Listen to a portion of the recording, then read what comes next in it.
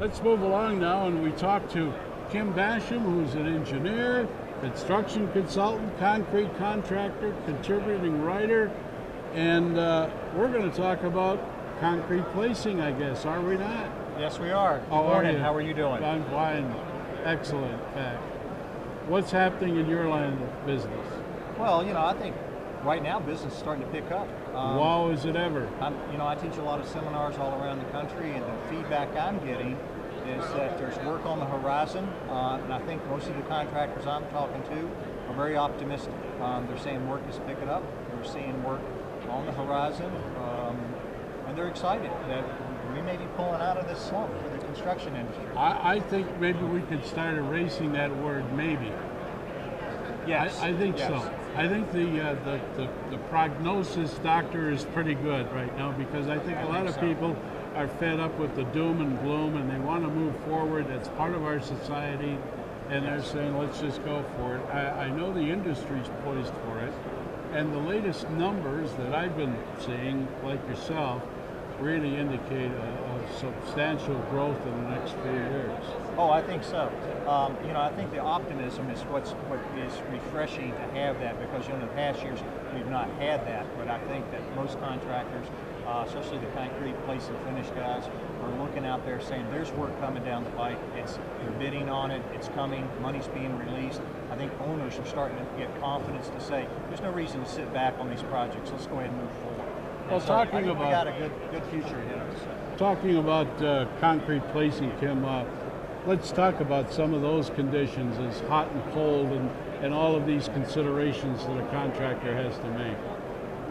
It's a challenge for contractors. They have to deal with the weather. It's always a challenge. Concrete itself is a challenge in the sense that, when you think about it, we're just taking rock and sand and Portland cement, mixing the two together. And wherever you go in the parts of the country, the rock and sand are different, cement's different. And then when you add the weather element to it, that adds extra challenges for those contractors. No question about it. Especially when you look at the cold weather and warm weather, or in hot weather conditions, about the challenges that brings that contractors need to be knowledge of, so they can take the appropriate measures and not get caught with problems in the field. Now, just speaking of that, how do fellas in your end of the business, how do they address all of these various problems with our climate in the last couple of years, and the lack of rainfall, the warm weather, the real lack of snow, the changes almost weekly? How does that happen when you're building a project? Well, I always laugh that a lot of times contractors are like gamblers. They're gambling to a certain extent, but the weather will cooperate. Sure. And the good contractors can deal with when the weather does turn south on us, or is not the best placing conditions, that they deal with that by being proactive, by looking ahead, watching the weather forecast. And of course the ultimate is you postpone the pour, but with schedules like they are, that's very hard to do.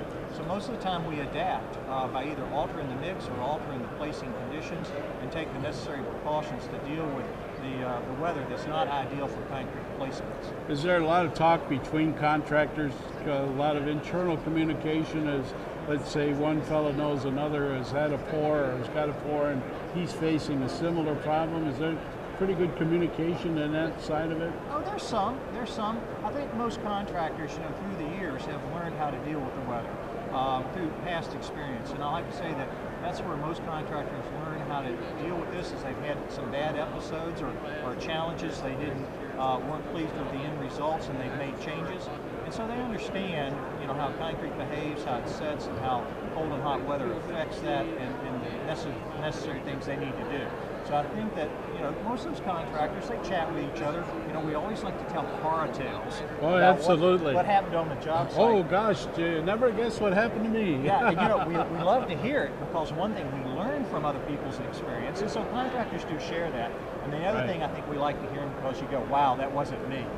Or you kind of go, hey, I'm not the only one out there struggling with these challenges. Absolutely. I'm not the only one. Kim Basham, professional engineer. He's a contributing contractor to Concrete Contractor magazine. I suspect we'll be looking for more of your work as we go along.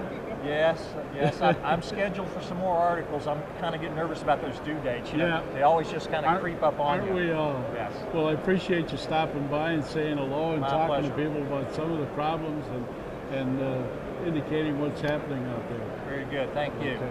We'll be back with more from our live stream of World of Concrete in just a moment.